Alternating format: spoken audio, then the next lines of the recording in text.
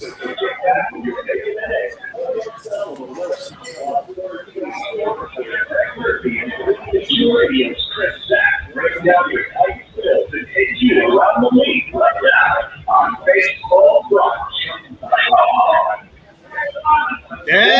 happy Sunday morning, people. Welcome to Bud Light Baseball Brunch.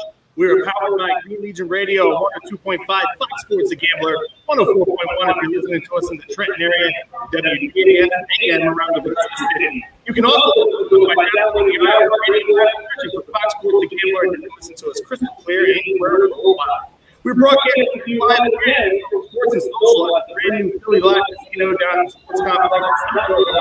Sports and Social is one of the region's first FanDuel sportsbook with a full slate of Major League Baseball action. Green Jackets coming at the net in Night 2 WrestleMania 37. This is the place to be.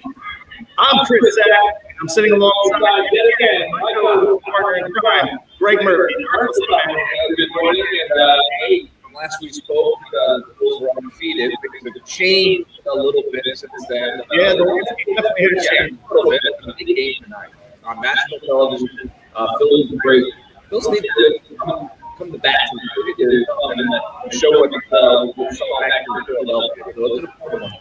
Absolutely. And, I'm not entirely too Moore's first start of the season. Looked good through the first part of the lineup. We got through the first lineup, and then so I'm not about him going up against that Braves lineup tonight. But hey, we are going up against wannabe Cliff Lee, Drew Smiley. Yeah, probably a bit okay. Even though he's been back. But again, I think what Matt Moore showed is kind of what we're going to expect out of Moore. It's going to be good, maybe not so good at other times. That's what baseball starters are all about. Quite honest, running across the league. So, and the Phillies getting a chance to Drew Smiley, similar situation. So, we just need to match it. It's even I think we're all outfitted about in the season. You really have to all together yet, so it's going to happen eventually. Right. Yeah. Well, before we do our review and we look back on the week that was, and the Phillies had a 3-3 record since last Sunday. We do have to take care of her. We are giving people here at Radio and on the Brunch. So, take it away. We are givers. That's what we do here. So, yeah, we're going to give away another Brunch Baseball Brunch. Ticket to give away on the show. We're going to give away 2 tickets. Monday, each game, 7:05 versus the San Francisco Giants. They're just come back. So how do you get that? I know that you want to do that. I'm going to be there. I'm going to do the crap out of him. I figured that was what you were going to do. I'm going to go to the guy because I like the guy. But anyway, we're going to wait 2 tickets. So here's what we're going to do. We're going to answer 3 questions. And then we put the complete answer. Complete answer on the line. You can answer on Green Legion Radio YouTube channel or the Green Legion on Facebook or Twitter. And the person who gets the right answer, both on the same line, is going to win the ticket. So here we go. On August 23rd, 2009, Phillies utility man Eric Brunch ended the game to get the Riley against with an unsolicited triple play. So the 2-part answer. Who threw the pitch for the Phillies and who hit the ball into the triple play for the Mets? And if you were with us last week, on last week's show, you're looking last week, maybe you get a little bit of an advantage. So there you go. We'll have that answer coming up, and the winner of the tickets in our second one. Sounds awesome. So, let me dive right into it, because as you said, we're no longer undefeated. I really thought that we had a solid shot at being the first Major League Baseball team ever to go on 62-0. But as we saw, the wheels fell off. This past Tuesday against the Mets, and we lost the first of the season, and back-to-back losses against the Braves. So why don't we look back now on last Sunday? And one of the things that I've noticed, Murph, because we were hyping up Zach Eflin, and he did the job last Sunday. He looked every bit of the part. But the second time through a rotation here, Aaron Nola, only 4 innings pitched. Zach Wheeler, no pun intended, the wheels fell off on him in his second start. He was not as sharp against the Atlanta Braves. And then Zach Eflin, probably the better of the 3 last night, but still not good enough. We're using up too much of our bullpen. We're seeing a little bit too much of David Hale and Vince Velasquez in the lower end of that bullpen. What's something that you've taken away as far as what you've seen out of these three guys since last week, since we last intervened? Yeah, when you talk about the big three in the Phillies rotation, all three were outstanding in their first opportunities, not so outstanding in their second. But the one that I guess, I don't know if concerned is the right word, but the one that made me scratch my head the most was Aaron Nola. He just simply couldn't seem to get anything going in his second start. And it's odd to see Aaron Nola in a situation like that. From time to time, look, it happens to everybody. Every major league pitcher is going to have nights where they scuffle, but he pitched so well on opening day, and then to come back and throw in a clunker like he did. I'm really interested to see how he bounces back in his next start.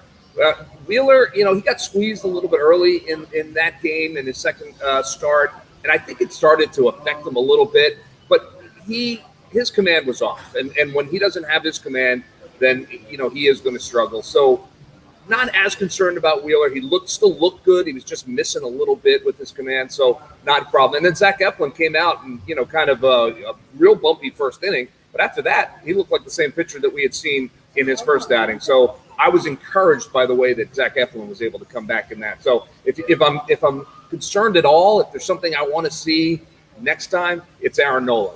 Give me Aaron Nola again. Let me see that he's okay. Let me see that he kind of bounces back. And look, I totally expect that he will, but I look forward to seeing it. For sure. And that Mets lineup is no slouch. No. I mean, it's tough to get through. They were making him work. They were making him throw pitches. Kudos to him. He did get out of that jam that he got himself into. No help from the defense really as well.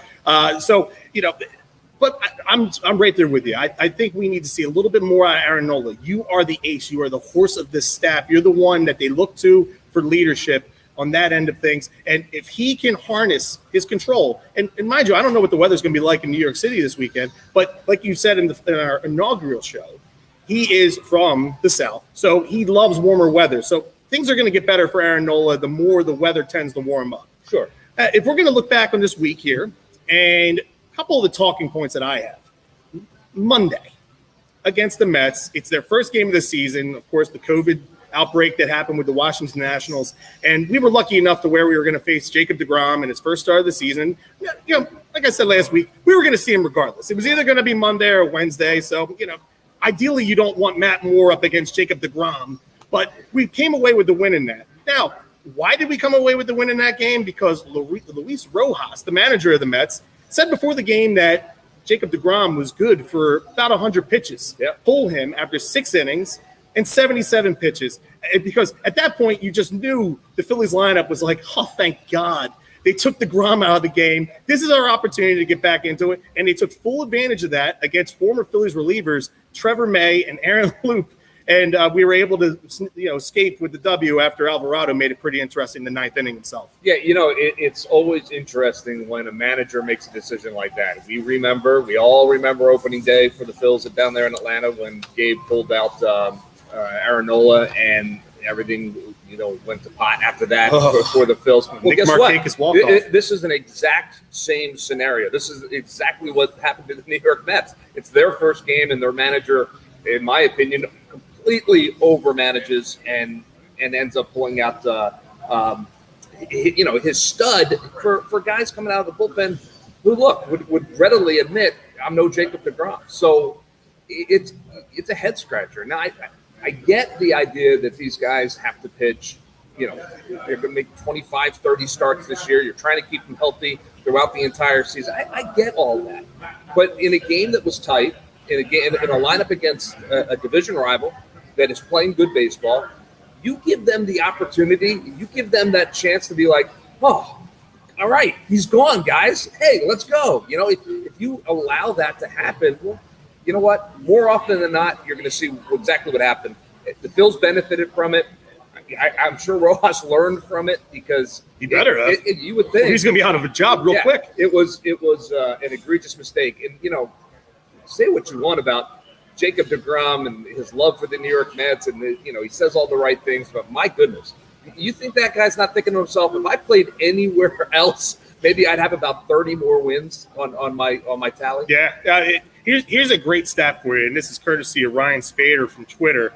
Mets Jacob Degrom, and this is after his start against the Marlins yesterday, where he tied a career high with 14 strikeouts, okay? And he still lost the game. Yep. So he's made 78 starts over his last 4 seasons and his 25 victories. Only 25, Murph. 25. That's crazy. Think about that, okay? 25 victories, 1.11 ERA. Games he's lost, 20 of them, 3.8 ERA. So it elevates a little bit.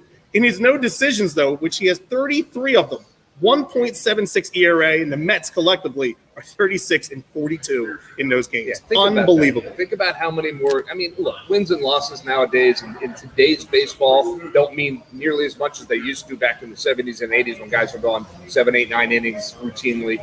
But it just goes to show you that stat of wins and losses means nothing. There's not a team in baseball that wouldn't take Jacob Degrom right now as their number 1 starter and roll him out there every 5 days.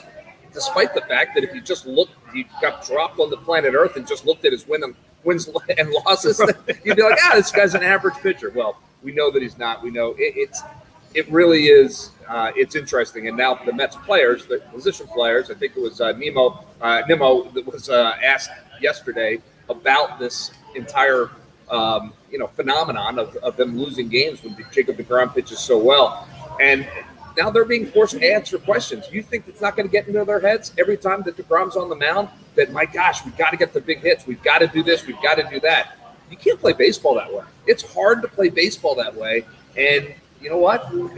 Good for the Philadelphia Phillies and the rest of the NL East if they're going to have the Mets thinking like that. Kind of reminds me of when Cole Hamels used to pitch here, and everyone's like, oh, man, the run production when Cole pitches. But there's always that guy that doesn't get the run support, but it just seems – so it's uncanny how often it seems to be Jacob. Yeah, they grip the bat a lot tighter because really, in reality, all you need to do is just scratch 3 runs across the plate, and you're in great position with Jacob Degrom on the mound. No doubt. So their second game in that series, another talking point here, Murph, and this is something that we've been talking about for quite a few years here. Can you explain the enigma that is Vince Velasquez strikes out the side in the 6th, 1, 2, 3. And then walks 4 of 5 batters faced in the 7th inning. Can you please? I don't know if you have your degree in psychology here. Can you try and tap into this man's brain for me here?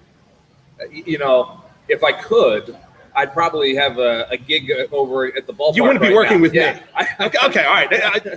As long as we're agreeing on that, you would be much better off than working with me here. Look, the Phillies organization, and probably the Houston organization and the Phillies organization have been trying for years to answer that question because here you have a guy. If you're going to chisel out a ball player, a pitcher, a physique, it's Vince Velasquez, a guy with an arm like he has, the stuff that he has. He's got everything you need to be successful in Major League Baseball. And yet, time and time again, and look, the sample size is no longer small. It is a large sample size. Time and time again, Vince just doesn't seem to be able to get out of his own way. And I don't know how else to describe it. I've talked to Vince 100 times. He's a terrific guy who wants to win as badly as anybody else, who wants to be great as badly as anybody else. But for some reason, he cannot take that next step. We see flashes. We've seen flashes every year. And you get that excitement, and you think to yourself, all right, there it is. That's what I thought in his first inning this year. Struck out the side. I'm like, he's back. If Vince Velasquez is going to be a difference maker, and then you see what you see, and it's like, man, oh man, there's so much talent there, there's so much ability there, but yet he can't put it all together. I don't know. At some point, the Phillies are going to have to move on if it doesn't turn quickly, and it'll be someone else's organization trying to figure it out. I don't know if they ever will. Right.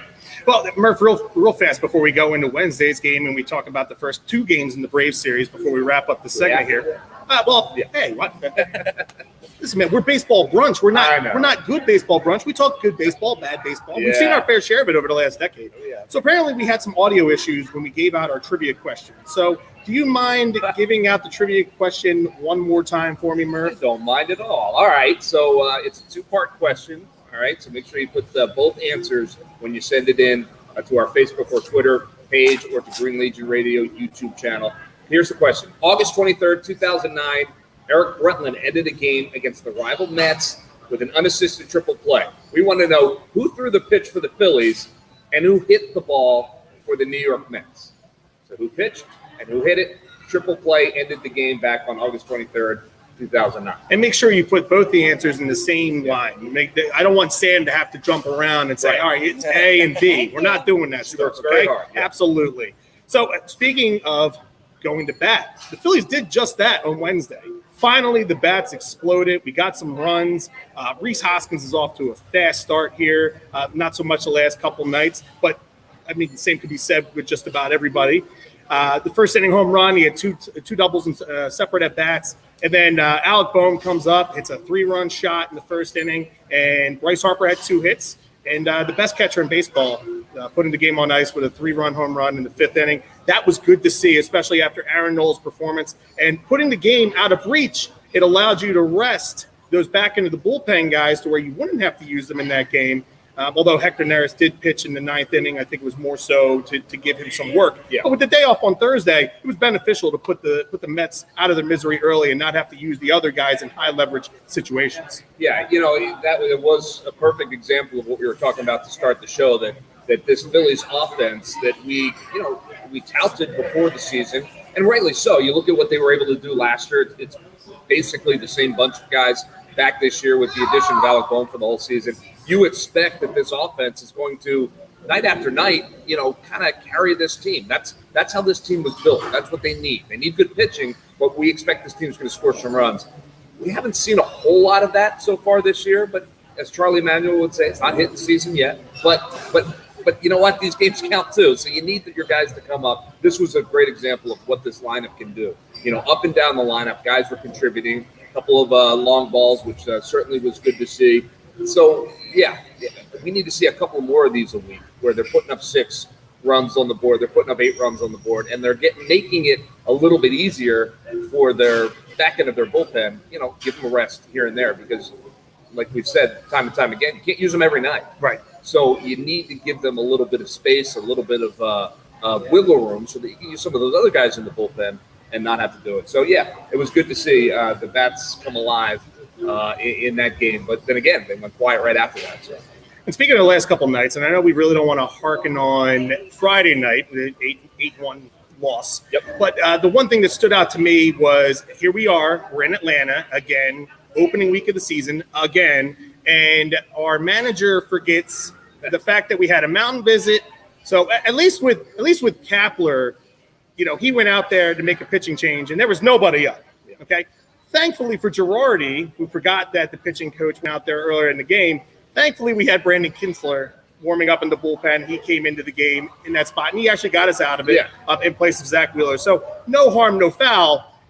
What the hell happened there?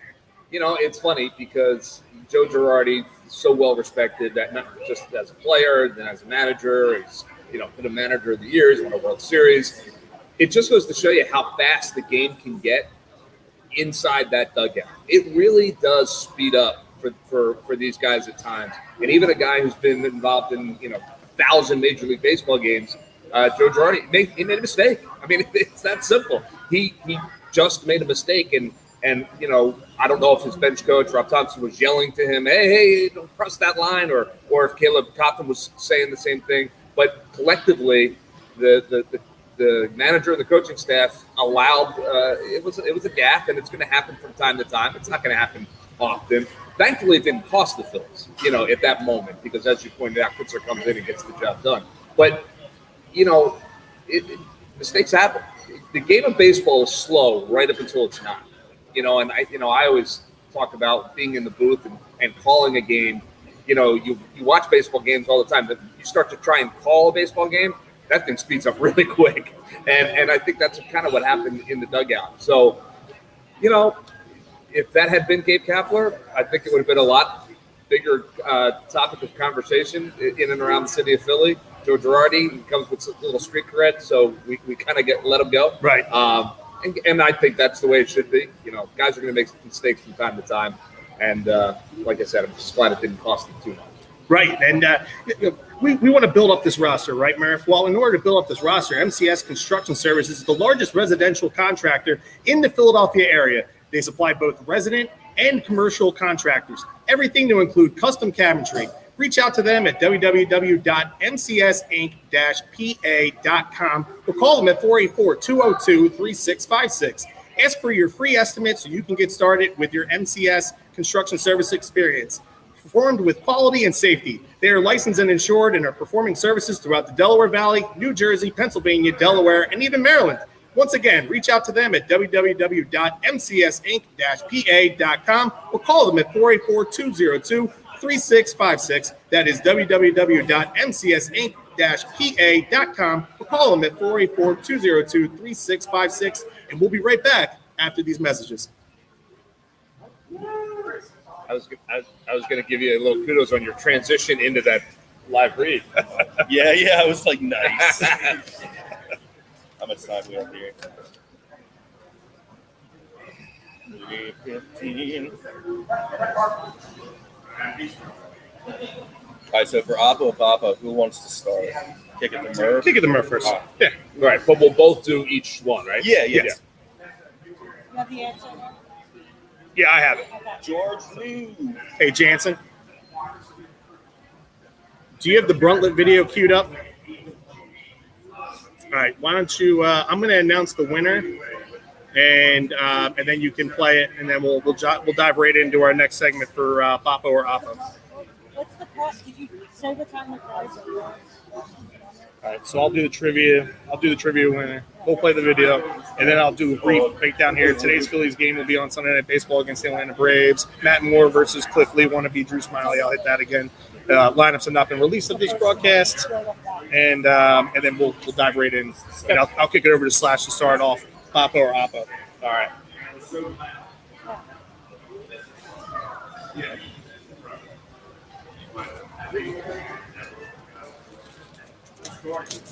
Me. Hey,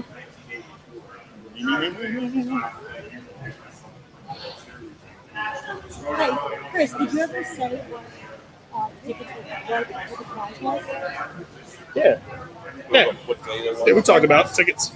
What? Yeah, we talked about tickets. All right, so what day is it? Monday, April 19th against the Giants.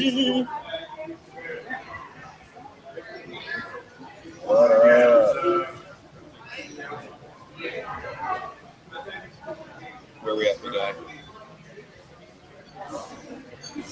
How about now?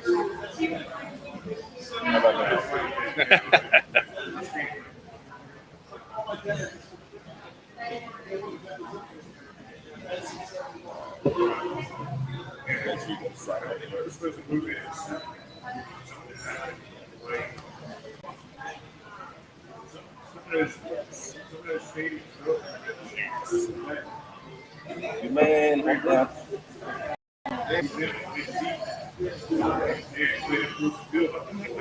Alright. So head down, mount.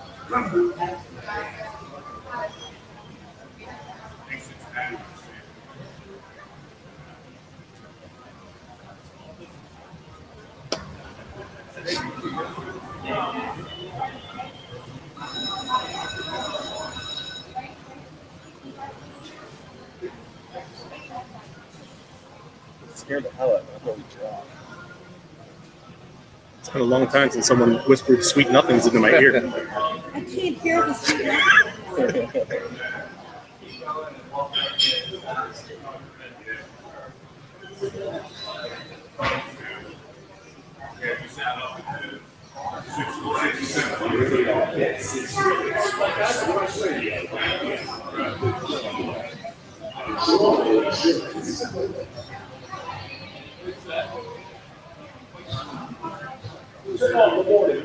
Grab that third cup of coffee and do a baseball brunch with Murph and Sam.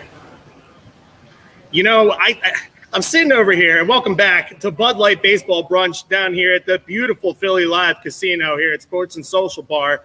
And, you know, we're kicking off this next segment with Brock Lesnar's theme music. And I can just look at Murph, who has no interest in professional wrestling whatsoever. But welcome back alongside my co-host here with Greg Murphy, former Phillies broadcaster. Brock Lesnar you speak of? Oh, God, come on, you at least know him. I know who he is. Who he is. I'm not much of a wrestling guy. I know tons of folks that are. My buddy Greg Castriato from over at the Phils, our PR director over there, huge wrestling guy. So he's the guy that kind of keeps me up to date on what's happening in the wrestling world. But that's pretty much all I got. Hey, man, night 2 of WrestleMania, you can sign up for it on Peacock TV, man. Go for it. All right. I'm going to get a review synopsis of night 2 from you next week. You got it.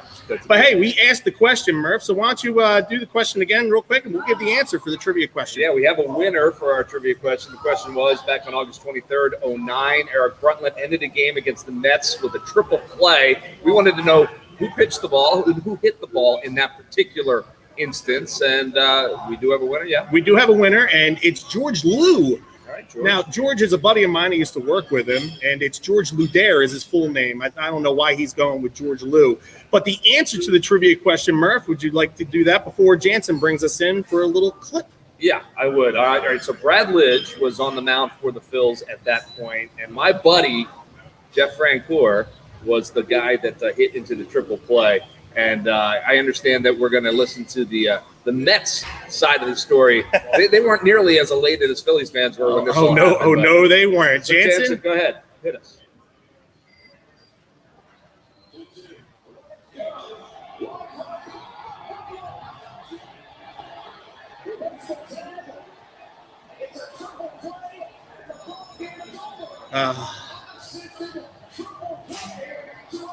You know, Murph, that takes me back to Citi Field that day.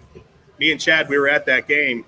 And, man, it was so deflating for Mets fans. Yeah. Like, they couldn't get out of their seats any faster. It was unbelievable just to watch that experience. What I remember about that play is the camera cut to Francoeur, who was just like, kind of like looking around like, wait, what just happened? What happened? He couldn't believe it. Yeah, well, we've ribbed him about that over the years. Well, for those of you that were listening to last week's show, that was the hint that Murph had put out there for you guys, because we did talk about Jeff Francoeur on last week's program. So, we'll keep on dropping those in from time to time. Congratulations, George, on the tickets. Again, Monday, April 19th against the San Francisco Giants. Thank you guys for playing as always, and keep tuning in because I love doing ticket giveaways. And like I said, we are giving people here at Green Legion Radio, Fox Sports The Gambler, and Bud Light Baseball Brunch. That's what we do. So, real quick, today's Phillies game will be on Sunday Night Baseball. Yep. So, as you said earlier, you were anticipating after we were done here, you were going to go over to the ballpark because the broadcast team is doing all the away games over at Citizens Bank Park. So you're going to go over and see some of your buddies, some of your friends, your former colleagues. Yep. And you were disappointed to find out we had Sunday Night Baseball. And not only is it Sunday Night Baseball, it's Sunday Night Baseball with Matt Moore versus Cliff Lee wannabe Drew Smiley.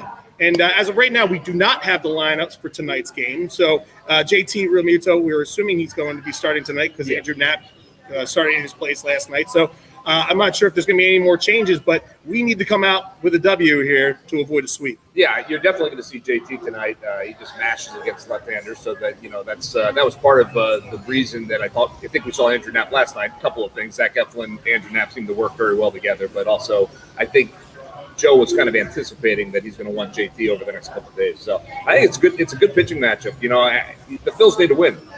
This is a game the Phils need to win. They have been pretty dreadful on the road the last couple of years, and that has to change. You can't win a division if you can't win on the road. It won't happen. And they look real good here at Citizens Bank Park, but they've got to start figuring out a way to win on the road. Tonight, they need to salvage a game out of this series. Absolutely. No problem at all, especially when you're going in. You have a 4-game set here coming up against the New York Mets, who want revenge for losing that series to us last week. Yeah. So we were just speaking about former colleagues. So one of your former colleagues, Tom McCarthy, yep, he's notorious for the Oppo Boppo call. Now, I believe he got that from Brett Myers, if I'm not mistaken. I think Brett Myers was the one that started that, which actually he's going to be on your show this upcoming week, right? Yeah, Glove Stories? Myers, it's going to be our podcast guest, Glove Stories with Murph. And I already pitched at Murph. I was like, you better be talking about that at bat against CC Sabathia. It needs to happen. For sure. But we are going to start a new segment here today called Boppo or Oppo. Okay. Now, the reason why we spun it around is because Slash is going to give us a statement, okay? And we are either going to agree with it. So in that case, it would be Boppo, or we disagree with it. So it would be Oppo, okay?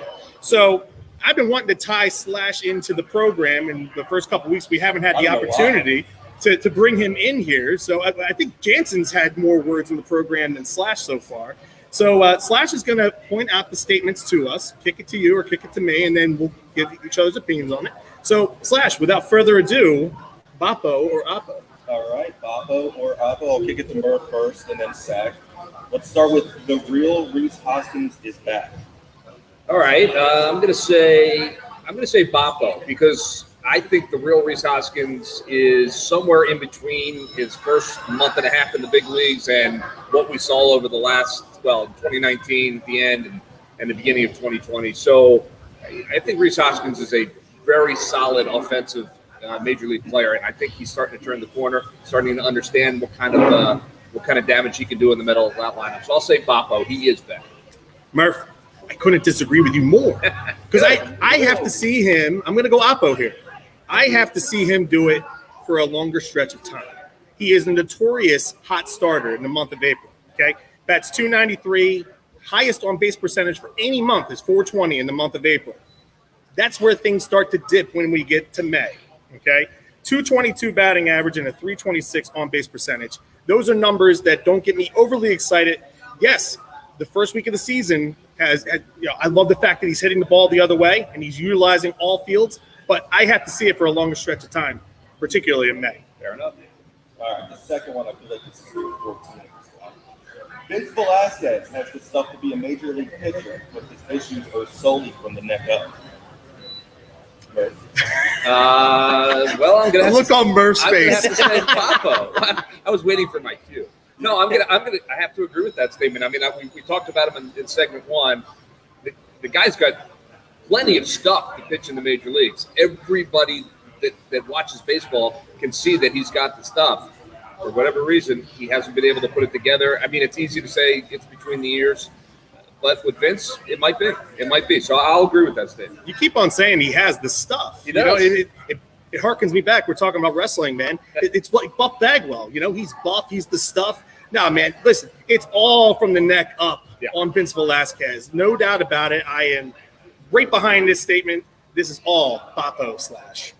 All right, on to the next one. Boppo or Oppo. Then Zach Wheeler is on, unlike Friday night, and doesn't rip his fingernails up in his hands. He's the best starting pitcher on the staff. Murph. Just had to get the zipper in there, right?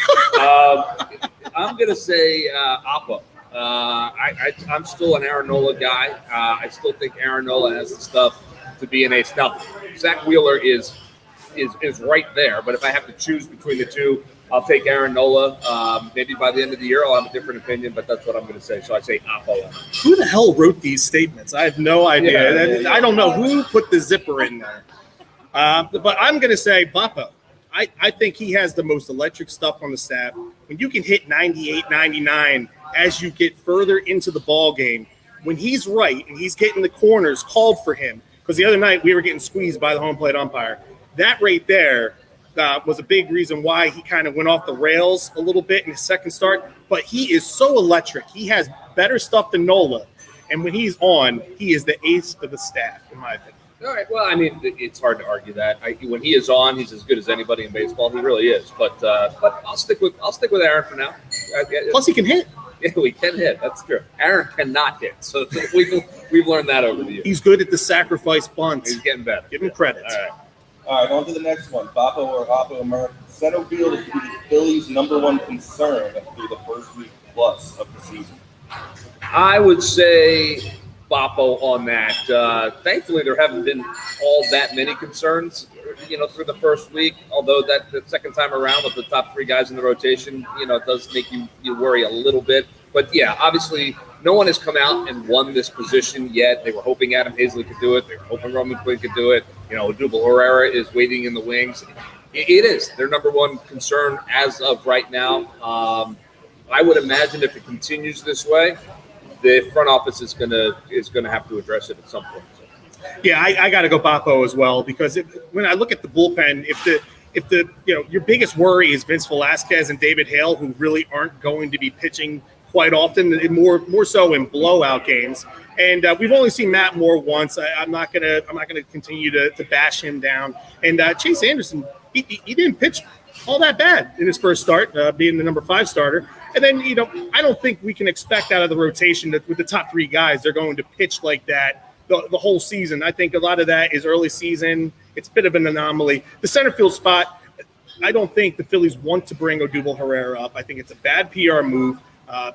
Particularly with the fans. So you don't want to make that move. And then Adam Hazley and Roman Quinn, both of them have not done anything as of yet. Adam Hazley had a terrible play against the Mets in the first series against them where he backpedaled and then he came in too late on it. And then Roman Quinn, the guy just simply can't hit. Like, it's just one of those things where put the ball on the ground and just use your speed to get on base. This is Willie Mays Hayes. Yeah. Okay? And start doing push-ups when you put the ball in the air, Roman. And again, of course, that's exactly what they want Roman to do. Easier said than done. Putting the bat on the ball in Major League Baseball is a difficult thing to do. That said, that's what they need him to do. And if he's going to stay in the big leagues, he is going to need to figure that out and figure it out quick, because this team can't afford to have a long leash with any of these guys. They have to figure out, they have to plug that hole, and they've got to do it relatively soon if they're going to want to contend. So, yeah, it's a concern for sure. All right, the second to last one, because we already get to the last one. Yes! Major League Baseball has instant replay, but Michael Conforto's walk-off against the Marlins the other day was not reviewable. It's an absolute joke. Boppo or Oppo? Well, Boppo, I totally agree. That was a disgrace. And you know how you know it was a disgrace? Because the Mets announcers, the hometown Mets announcers, Gary Cohen and Ron Darling, those guys, they were outraged at how that game ended. Conforto obviously leaned into that pitch. It was a strike. It would have been called a strike had it not hit him, and it only hit him because he leaned into it. For a game to end like that and for a team to lose like that, it shouldn't happen. And if you're going to have replay, then that has to be reviewed. And I understand why it wasn't reviewed, because technically you can't review that. However, that needs to be reviewed, or get rid of the review altogether and just go with the human element and be fine with that, which I'd be okay with. But if you're going to have it, then use it the way it's supposed to be used to get the call right. What I want to know is, since when the hell did Michael Conforto, since when did he become Barry Bonds? Because like the armor that he had on his elbow is just egregious. It's pathetic. Like, is he a knight in shining armor? But he's certainly not the only guy that does that. Yeah, but it's certain players can get away with it because they are a certain stature.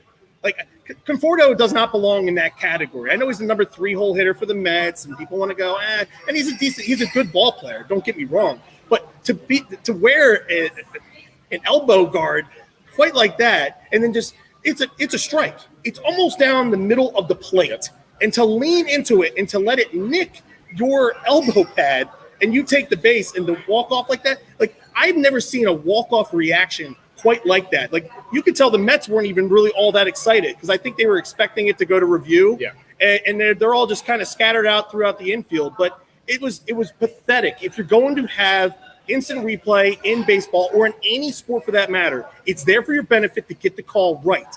And if we continue to go down paths like this, Murph, I'm all for going to the electric umpire, like to where, and eventually it will happen, Murph. But this right here is just absolutely asinine for how a game can end that way. And I don't care about the Marlins. I don't care about their 5 fans. The only one that I care about is my boy Lewis down there in Florida, and he's a big Miami fan, but he loves Philadelphia. So I don't care about the Marlins fans. I just want to get the call right and get the game ended the right way instead of the wrong way. Yeah, and look, Phil's are going to be battling the Mets all season long. If it comes down to one game and the Mets get into the postseason and the Phils don't, you don't think this is going to get talked about? Man. Can you imagine? But that's the bottom line. If you're going to have replay, which I hate, but if you're going to have it, then use it and get it right, period. So we're going to get to the last one here from Slash real quick, and then we have to dive into your live read. So let's try and wrap up this last one real quick, Murph. All right. Yeah, so Zach already beat it, so I can't get the biggest take on this one. I'm just going to leave it at Gabe Kapler for his winning title possession team for the Giants. Babo or Oppo? Well, Oppo, I will disagree with Gabe on the time of possession, but this isn't the first time that we've heard Gabe say stuff like that. And I know Sack. You think? I know Sack is going to kill him. I said it on last week's show. I'll say it again. He looks at the game a little bit differently than we're all used to, and some of that is good, some of it not so good. But oftentimes, I think Gabe doesn't always clearly explain what he's trying to say, and it comes out, and then he gets ripped for it. So I disagree with the time of possession in baseball idea, but okay. So go easy on We have a segment on Green Legion Radio called Kick Ass or Jackass. This right here is probably one of the most jackass things I've ever heard in my whole entire life. This guy continues to try and reinvent the wheel, okay? I keep on calling him, he is the Chip Kelly of baseball, okay? Time of possession. Chip Kelly didn't care for it. This guy does. Let's just switch sports, gentlemen, because it is absolutely pathetic that he thinks that with his stopwatch, that winning time of possession, that he's going to win more games than he's not going to. This guy needs to get put back with his bottles of coconut oil onto the spaceship that he came from and go back to the planet where he came from. I don't understand this one bit. Then we wouldn't have anything to talk about. Zach, come on. I know we've talked about him on every single show. We had a subtle lead into him. He's gotten in your head. That's what it is. I'm going to put you two together. I've waited 2 years, Murph, to boo the crap out of this guy when he comes back with the Giants. But hey, we're talking about baseball here on Bud Light Baseball Brunch. Murph, talk a little bit about baseball on your end. I will. Bucks County Baseball Company is a proud sponsor of Baseball Brunch with Greg Murphy and Chris Sack. Bucks County Baseball Company is the premier vintage sports clothing and collectibles retail store in the tri-state area. Visit www.buckscountybaseballco.com or stop by their Bristol, PA location to see their incredible selection of unique vintage sports items from the Phillies, Eagles, Sixers, Flyers, and more. So again, visit www.buckscountybaseballco.com or stop by their Bristol, PA location. The showroom is huge. The website is even bigger. So check out Bucks County Baseball Company. And we're happy to have them with the program. Absolutely. And we'll be right back after these messages with more Bud Light Baseball Brunch. Don't you go anywhere. Thank you. I love that segment. That's a great segment. Fun. It's one that you can't do every week. Unless we dive into other baseball topics. But with the Phillies, you can't do it every week. But we could, if we incorporate other ends of baseball, we definitely could. That's the yay or nay that you want. You know what? Maybe we'll get a guest next week for the second block. So I'm trying to think. The Cardinals will be in town, and then they'll be leaving, and we'll give that some thought. Okay.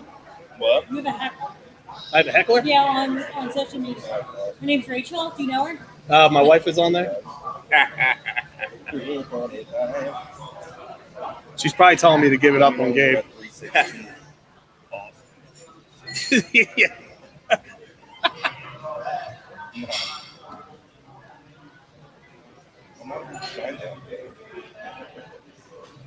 His voice is All right, so we'll do our 3 bets. Yep. When we come back. Boom, boom, boom, boom, boom. Yep. Boom, boom. And then we'll do Can You Believe It? I'll start out with mine first because I have a special third one that I want to throw in for this guy, LeCastro. Because you have 2 and I have 2. I really could get rid of the Phillies one if I wanted to, but why not? What time is our out time? 57? 57. Yeah, what time do we need to be out, John? 57. Oh. Cool. Oh, right. Yo, I'm disappointed by Brace's promos these days, man. He's not holding the soccer ball. No, it's in the studio. I just tried to look at her. Oh my God. Hands on. And then we got to make sure that I get this last live read in at the end of the segment. Yo, keep me posted when we have 2 minutes because I got to do this live read from Legion. Yep. Good. I'll let you know if You want to do it before we do the final topic, just so we don't end on a promo? You want me to come in with it? Yeah, why don't you? Yeah, that would work. That way we don't have to knock it out. Oh, if you guys It's actually have, perfect because when I'm promoting it coming back, because I'll be like, hey, welcome back to Sports and Social here with Chris Sack and Greg Murphy. Bud Light Baseball Brunch is part of the Green Legion Radio. I'll go right in there. That way, if you guys are in good conversation, like you can go a little bit longer too, and not have to worry about it. Right. Oh, wow, look at that. Talking about. The nachos. Down here. Oh, I thought we were see a guy laying on the court, and then I see fights on the ice. That's an old Sixers game.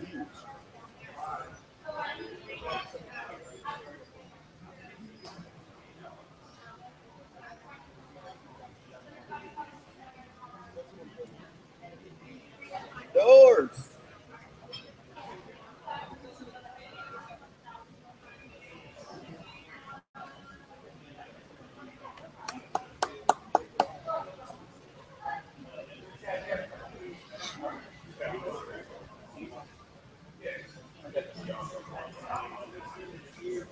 I don't know. Now she's saying get over See Hollis. Shut up, Cal. Shut up, Kyle. it. Love you. I'm posting that one.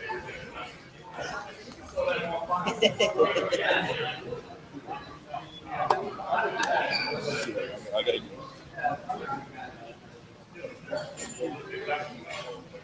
Shut up, Kyle. How's that? About 5 minutes. Oh yeah.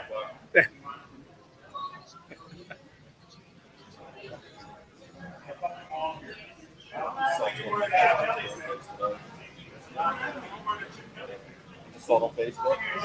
I never. I don't know what it is about the fly. Yeah. But if you ask me what day it is, I Yeah.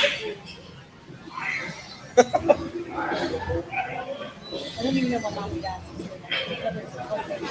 Welcome back to Bud Light Baseball Brunch here down at Sports and Social at the new Philly Live Casino here in South Philadelphia. It is a rainy day here in the Delaware Valley. Good thing the Phillies are playing down in Atlanta, Murph, because, I don't know if we'd be able to get some baseball action in today. But, hey, Bud Light Baseball Brunch is part of the Green Legion Radio and Green Legion family.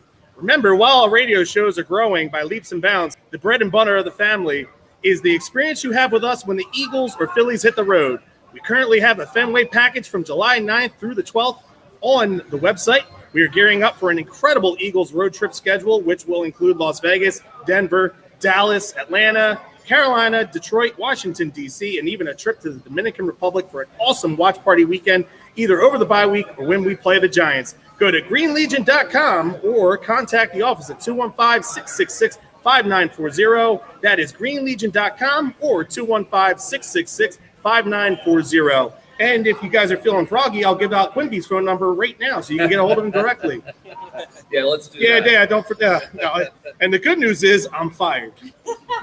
So while we're here, we want to try and win you guys some money because it is a Sports and Social. We do have the FanDuel Sportsbook in the house. So last week, Murph and I, we gave you our 3 gambling plays for the day, only for Sunday, and both of us went 2-1. So if you did not play all 6 of our plays in a 6-team parlay like Chad did last week for $20, you would have, if you would have done it individually, you would have came out on the winning side of things, Murph. Yeah, that's right. You got to give us a little wiggle room. We're going to get 1 or 2 wrong, or you might.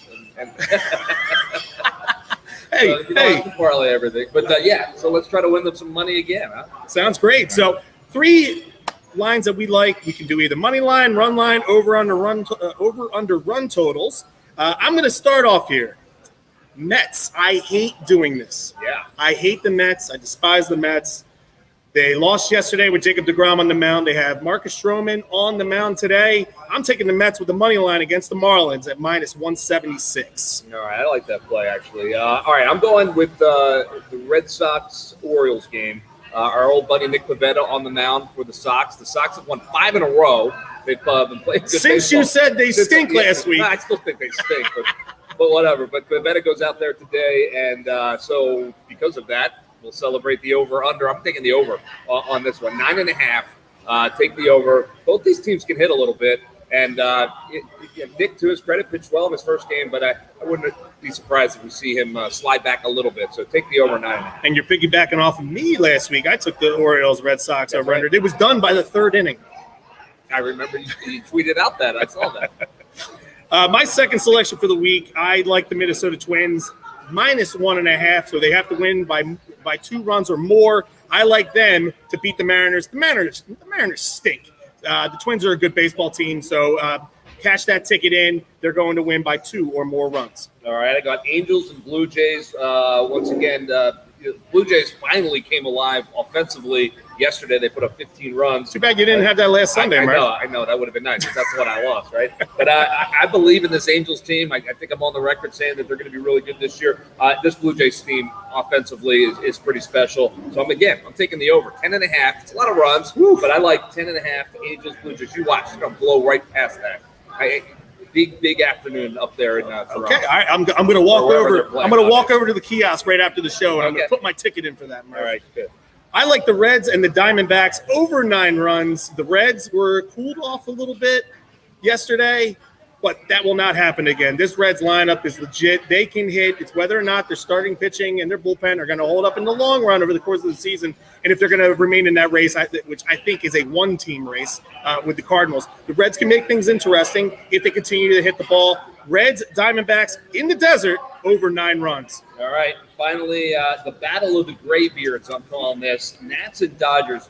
Look at this pitching matchup. You got Scherzer I looked at the pitching Kershaw. matchup. Yeah. Yep. So you've got 2 guys who, for years and years were at the top of their game, top of their profession. I think they've both kind of taken a little bit of a step back, but I believe in Scherzer a little bit more nowadays than I do in Clayton Kershaw. So I'll take the Nats getting 1.5. All right, so I'm taking the points, and I'll take the Nats. Scherzer bouncing back and pitching well against the Dodgers. Sounds great. Make sure you guys get those plays in, and if you lose, you can't blame us. That's right. We are not professionals. We'd like to think that we are, but we're not. So let's go into another exciting edition of Can You Believe It? 2 things, or I have a third one this week, and you have 2. 2 things each that we both found interesting through the last week of Major League Baseball. I'm going to go first. For a team in their 138th season, the Phillies started the season 5-1 for the 6th time in the live ball era, according to Jason Stark. Made the World Series in 1, 1993, great year. Made the playoffs in 2, 2010 and 2011, didn't end in a great year. Missed the playoffs in 2, 2019, and the painful year for older Phillies fans would like to forget, 1964. Where will 2021 take us? We'll find out by the end of the season. Hopefully, it leads to a playoff appearance. That'd be great to have. What do you have for me, Murph? All right, 5-1 start is always a good thing for a team, so we'll take it. All right, mine are both kind of like feel-good stories, and I got a lot of talk nationally. Trey Mancini of the Baltimore Orioles coming back from stage 3 colon cancer, diagnosed before the season last year, missed all of last year after having a terrific 2019. He comes back this year. He's in remission. He is healthy, getting his baseball body back as well. Hits his first home run of the season the other day in the first inning. And you know what? I think you don't have to be a baseball fan to realize just what that means to somebody. He said he was pressing a little bit because he was trying to show that he was the same player that he was back in 2019. But he got that monkey off his back, hits the home run, and you can't help but celebrate that. Good for him. I hope he stays healthy and has many, many good years in the bigs. Wonderful story. Wonderful story for sure. Here's another fun one for you. Tigers outfielder Akil Badu was selected by the Tigers from the Twins in the 2020 Rule 5 draft and had himself quite the week. Last Sunday, hit a home run on the first pitch he saw in his career. Followed that up with his first career grand slam on Monday. Then he had a walk-off single in the 10th inning on Tuesday, and then hit an RBI triple in his first at-bat on Wednesday. Not a bad day. That's Not a bad week. That's a solid week at the office for sure. Yeah. Absolutely. That it was good. He'll come back down to earth a little bit. That's going to happen. But when you watch some of these guys do these things, it's fun. Again, if you're a fan of the game of baseball, you know how hard this game is. When guys are able to do stuff like that, it's cool to celebrate them. And speaking of, how about celebrating the first no-hitter in San Diego Padres history? Incredible. 53 years of baseball in San Diego. They never had a no-hitter until the other night when Joe Musgrove was able to shut down the Rangers down in Texas. In fact, the only blemish on his box score that night was a hit by pitch, or he would have had a perfect game. But he was outstanding down there. He gets the no-hitter. He's a local kid from San Diego, grew up watching the Padres, and now pitches their first no-hitter again. Such a great story. You never know what you're going to see when you come to the ballpark. And there you go, Joe Musgrove. You know what else is fun about that is the catcher of the game. Victor Caratini was behind the plate for the no-hitter. He also caught the most recent no-hitter in Major League Baseball last season when Alec Mills of the Cubs pitched the no-hitter. He's the first catcher in Major League Baseball history to catch back-to-back no-hitters. That's cool. For two separate teams. Yeah, two separate teams, but just, most catchers will never catch a no-hitter. He's caught two in consecutive seasons with two different teams. Very cool. Very cool. And then my last one, which I came across on Twitter this morning, Tim LeCastro, he has started his Major League Baseball career by stealing 28 straight bases without being caught to start his career. Great thing, his cleats are going to Cooperstown. He's from upstate New York, so he's from that area, the Cooperstown, New York. The base he gave to his mother after the game. That's pretty cool. Now, the record that he broke was a mark set by Hall of Famer Tim Raines, who stole 27 in a row from 1979 to 1981. Records have been kept since 1951, so not sure, before that. So since 1951, this is the mark. And let's see here. He grew up in upstate New York, and that's where I'm going to end it. Yeah. So awesome stuff. You're way too young to remember Tim Raines and what he used to do. I just remember him with the Expos. Oh man, he was so much fun to watch. What a guy that just made things happen. There aren't enough players like that nowadays in Major League Baseball. So maybe this kid doing something special with 28 stolen bases. Maybe teams start to realize, hey, you know what? This is a way to win baseball games. That's the way they used to do it back in the 70s and the 80s. I sound like an old man, but that was a good way to play baseball. We've gotten away from that. It's cool to see. 28 straight. Nice job. So that is another edition here of Can You Believe It? And we have about a minute left here, Murph. So let's take a look at the week ahead. We're going to wrap the series with the Braves. We have 4 in a row with the Mets. The Mets 3, 4, and 5 starters, and then Degrom in the Thursday finale matinee up there in Citi Field. And then back home with 3 against the St. Louis Cardinals and the red-hot new addition, Nolan Arenado. It's a big week for us, no days off, so we're going to have plenty to talk about next Sunday. What stands out to you as far as the week ahead? Well, you got to win some of these games. We already talked about it. You got to learn to win on the road. This team has not proven they can do that, certainly not this year, but you go last year, even 2019. This team needs to start figuring that out because they can't get where they want to be if they're not going to win games on the road. So it's not an easy schedule. We knew that coming right out of the gate. You finally get a breather, maybe when the Giants come to town, a little bit of a breather. But until then, man, you're playing some of the best teams in baseball. So, hey, win half, win a little bit more than half, come out with a winning record when this is all said and done on the road, and you're putting yourself in good shape. It's going to be a lot of fun. And the one thing I saw when you said Degrom pitching on that Thursday afternoon getaway day, you never want to see Degrom, but as a guy that was traveling with the team for a while there, when you had the 2 aces on the mound on a getaway day, there's nothing better than that because you get out of there, you get on the plane or get on the bus, and you get back home. But invariably they would end up throwing in a clunker on and you'd be there for 5 hours. Yeah. But no, big week. Let's win a game in Atlanta tonight and then go to New York and take care of the Mets because you want to come back home with that good feeling you left with when you left Philadelphia. Sounds great. And we're going to go ahead and wrap up this edition of Bud Light Baseball Brunch down here at Sports and Social at Philly Live Casino in South Philadelphia. Thank you all for listening in across all platforms and to our crowd that came out here today. We look forward to doing it again next week. Thanks again and have a great rest of your Sunday and your week.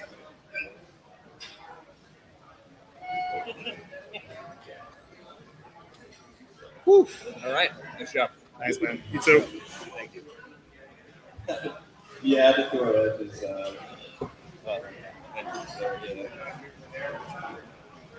All right.